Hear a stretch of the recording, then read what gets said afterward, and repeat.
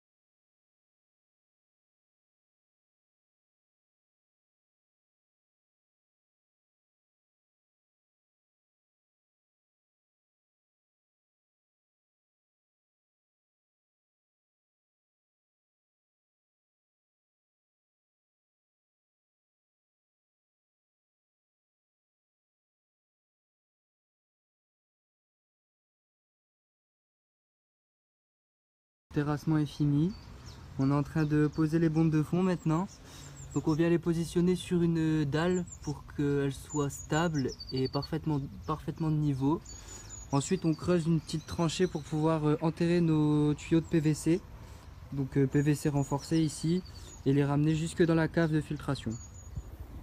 Voilà, le coffrage est terminé. Donc maintenant il ne nous reste plus qu'à poser les tuyaux pour les bombes de fond.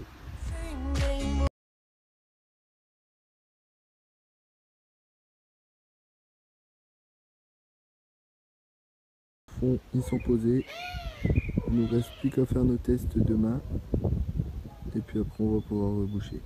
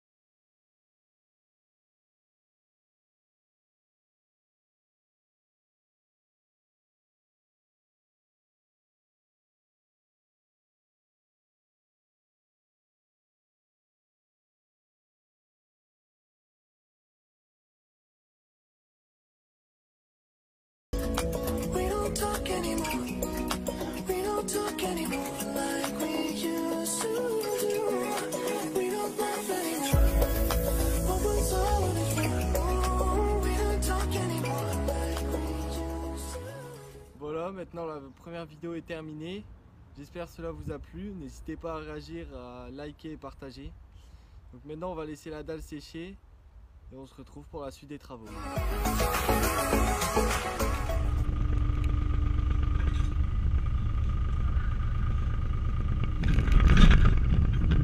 Vas-y, tiens.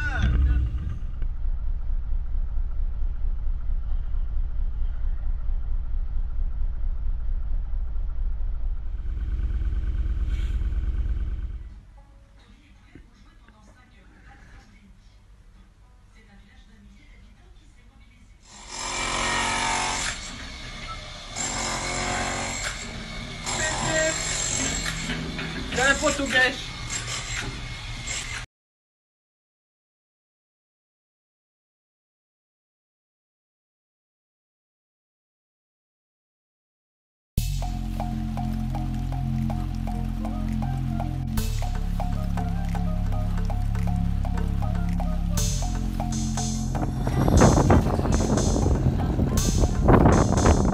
Bonjour à tous, aujourd'hui on se retrouve pour la partie 2 de la réalisation de notre bassin. Donc on vient de finir depuis cette époque et on va vous montrer le déroulement qui s'est passé entre le coulage de la dalle et le coulage des pieds. Et avant de commencer cette vidéo, on voudrait vous remercier pour les nombreuses réactions, ça fait plaisir et qui nous ont encouragés à continuer nos vidéos. Voilà, la dalle sèche. On est en train de poser la première ligne de cette époque. Mon caudran est en train de percer pour mettre les petits en ferraille dans la dalle pour quel rang est tellement fini. Et puis après on posera tous les époques sur la ligne de mortier de la première ligne pour que ce soit plein de niveaux. Seulement fini dans les trous, bien passer. Et ensuite on enfonce un petit peu de marteau.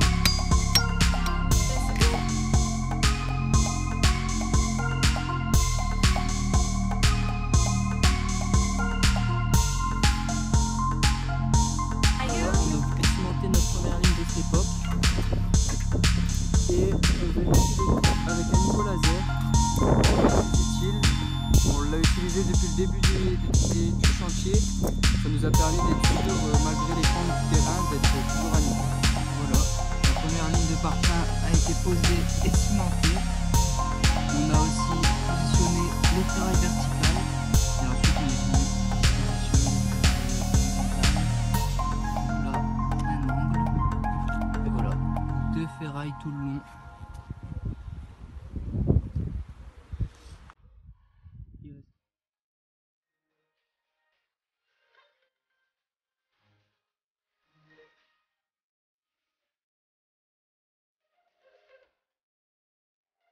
Les premiers parpaings de la cave de filtration sont tous posés, cimentés, ferraillés. Et ensuite dans la journée on a réussi à bien avancer sur le bassin où on a posé 3 tas de parpaings, tous ferraillés.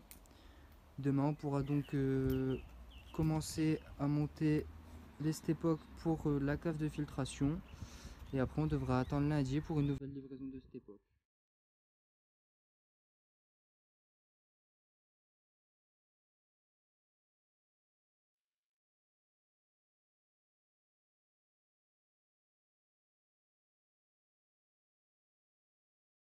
Voilà, comme vous pouvez le voir, on a fini de monter les époques de la cave.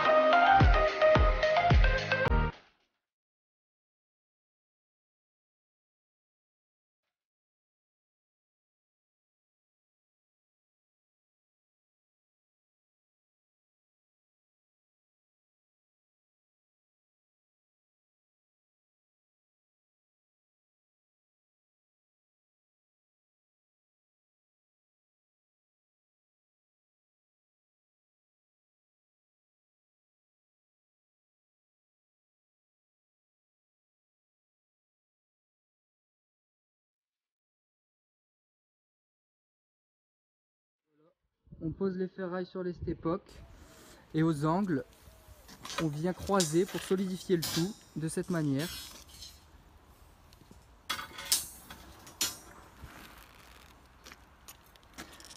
Et ensuite on vient ligaturer.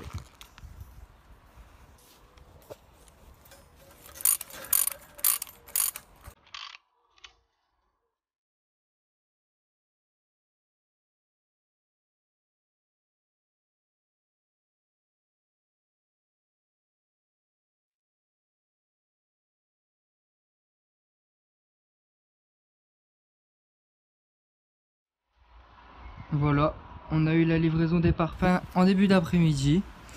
On a réussi à encore monter 2 tas de parpaings et petite nouveauté, un emplacement pour venir y mettre une vitre.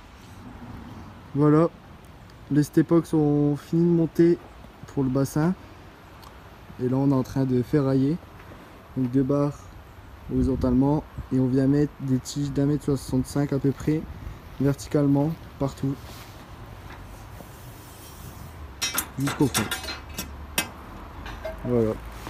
Et ici la réservation pour la vitre qu'on doit coffrer juste après.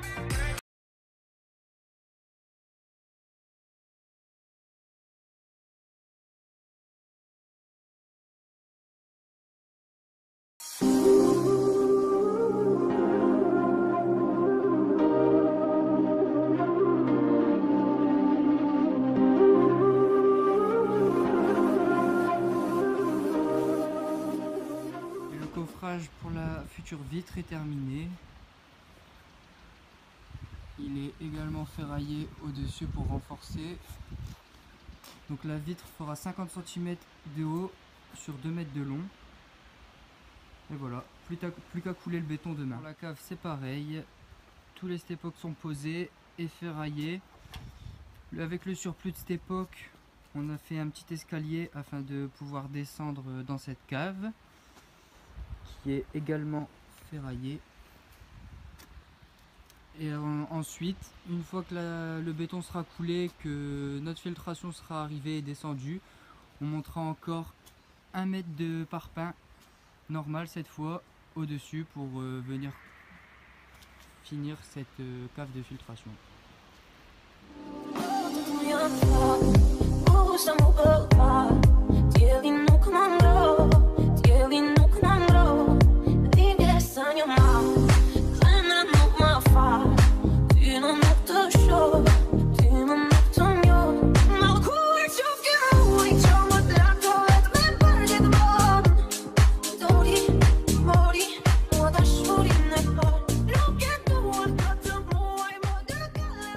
J'espère que cette nouvelle vidéo vous aura plu. On se retrouve très vite pour la prochaine vidéo, une fois que la filtration sera arrivée. Donc filtration entièrement commandée chez Japan Koi, qu'on remercie d'ailleurs pour leurs nombreux conseils. Et en attendant, on se dit à bientôt. N'hésitez pas à réagir, liker, partager, ça fait toujours plaisir. Et on se dit à bientôt.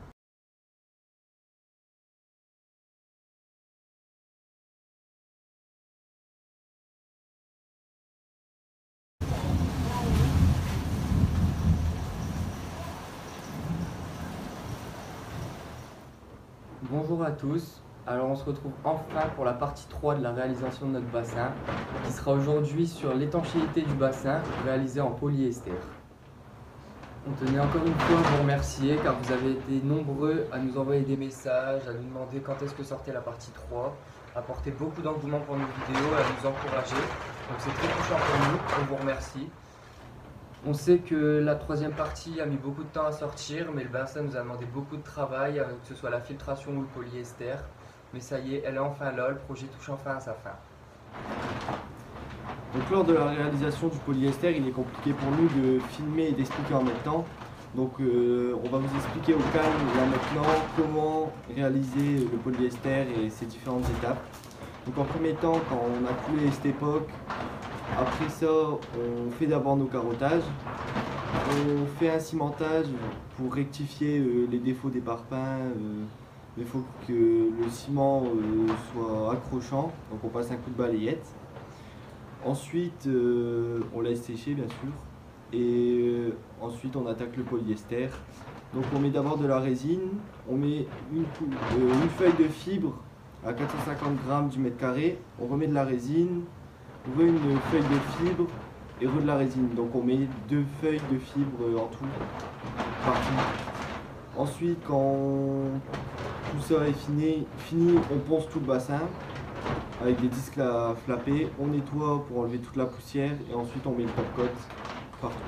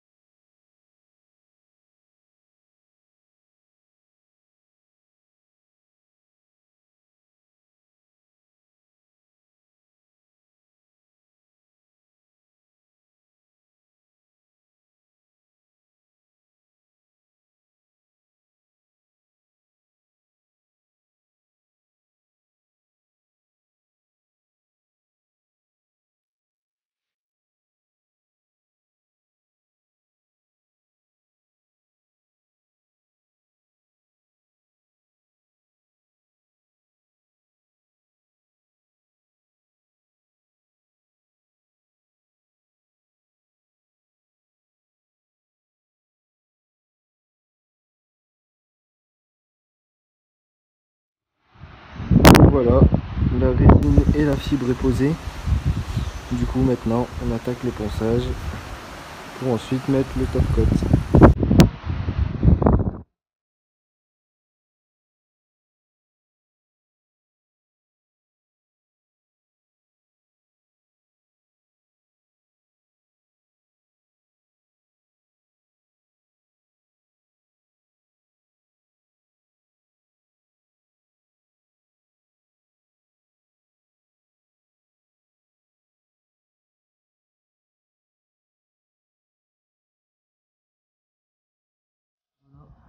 Tout le polyester est posé, on a poncé tout le bassin, tout nettoyé, ramassé toute la poussière et maintenant on va attaquer.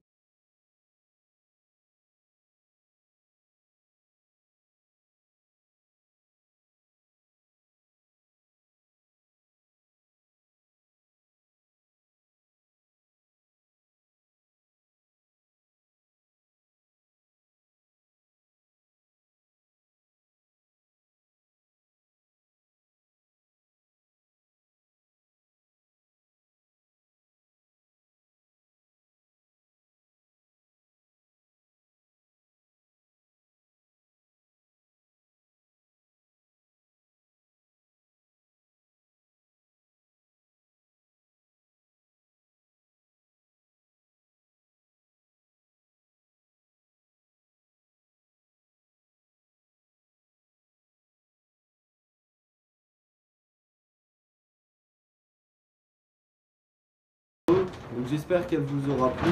N'hésitez pas à réagir, à liker, partager. Et on se retrouve prochainement pour la 4e partie sur la filtration qui touche bientôt à sa fin. Donc encore un grand merci à tous et on se dit à bientôt.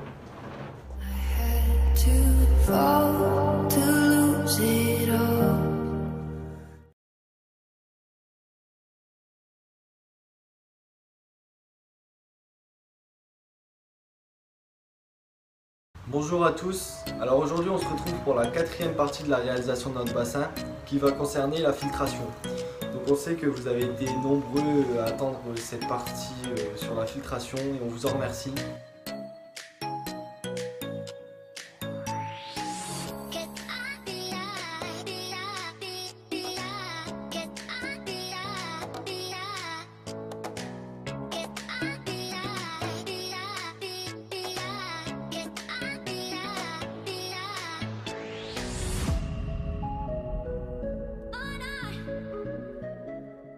Donc on va vous montrer comment on colle chaque morceau de PVC.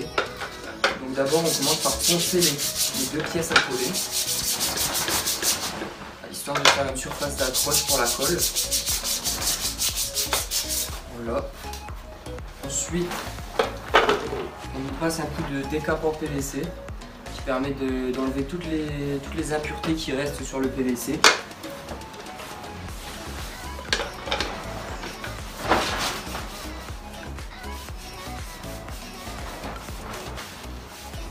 Voilà, sur la deuxième maintenant.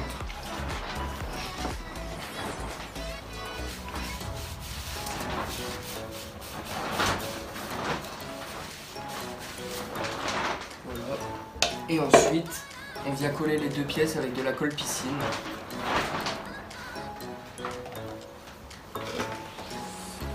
Donc on en met sur les deux côtés. Faut pas hésiter sur la quantité. Ça évitera par la suite des fuites. Hop.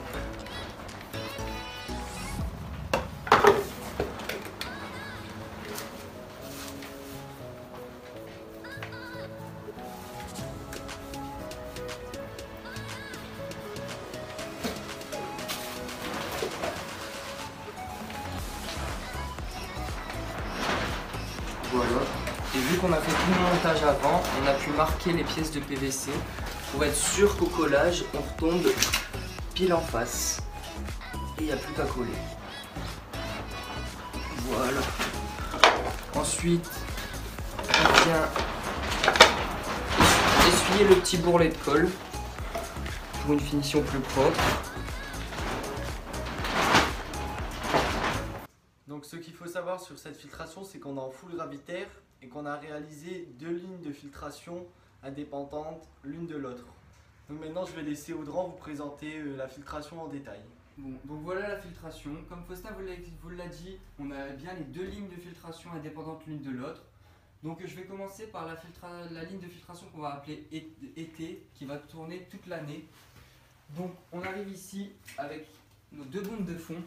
Donc c'est les deux bombes de fond qui sont situées aux extrémités du bassin.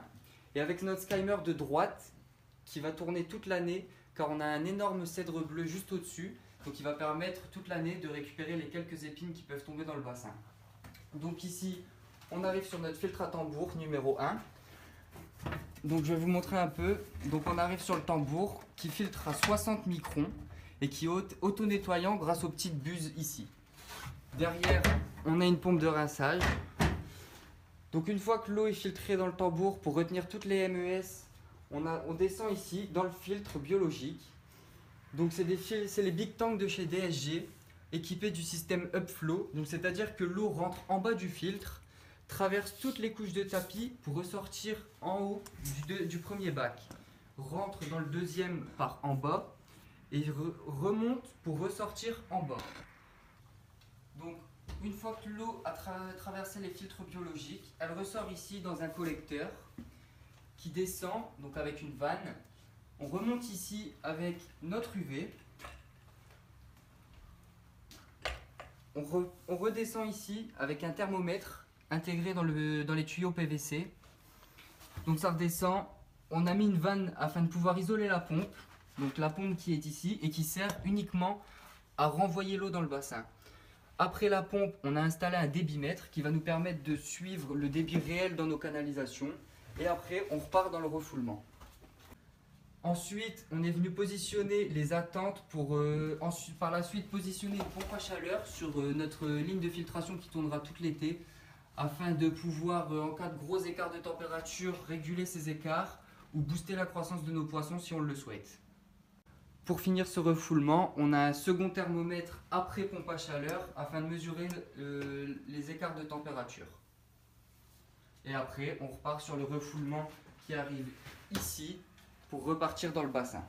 Donc on va passer maintenant à la seconde ligne de filtration qui celle-ci pourrait être coupée en hiver lorsque les poissons rentrent en léthargie et donc polluent moins. Donc elle est composée exactement de la même façon que l'autre. Donc l'arrivée de notre troisième bombe de fond, c'est celle du milieu, avec ici le second skimmer qui remonte dans les entrées de l'autre côté. Donc après on a le second tambour avec sa pompe de rinçage.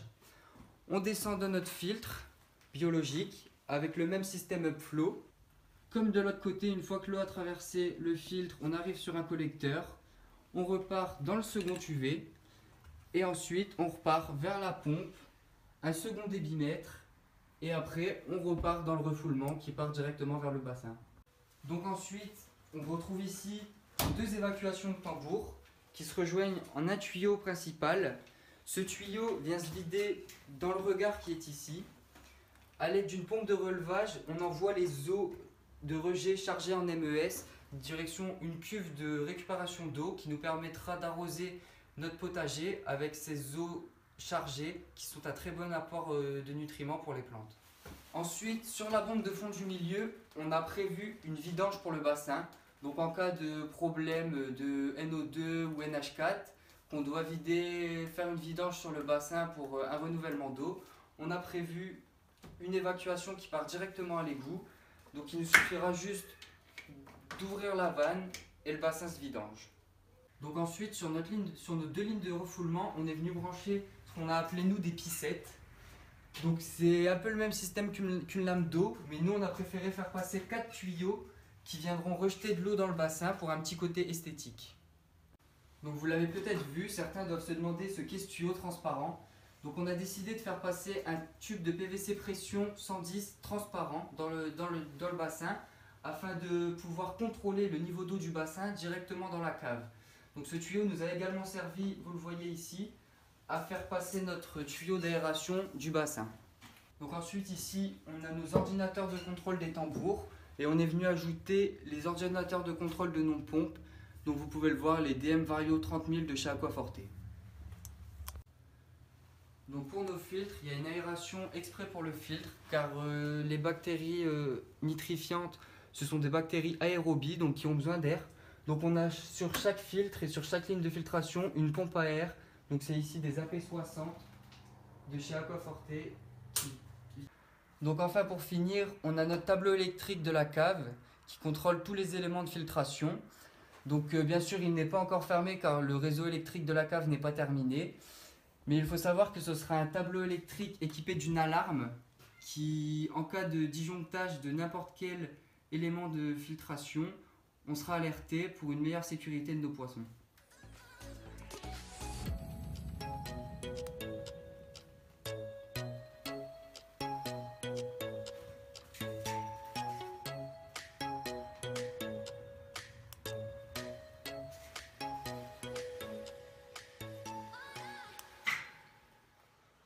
Donc voilà, j'espère que mes explications étaient assez claires pour tout le monde. Si certains n'ont pas compris un élément de filtration ou ont des questions, n'hésitez pas à nous contacter via message privé ou dans l'espace commentaire. N'hésitez pas non plus, comme d'habitude, à réagir, ça nous fait toujours énormément plaisir. Donc commentez, partagez, même un like, ça fait vraiment plaisir. Voilà, c'est la fin de la vidéo.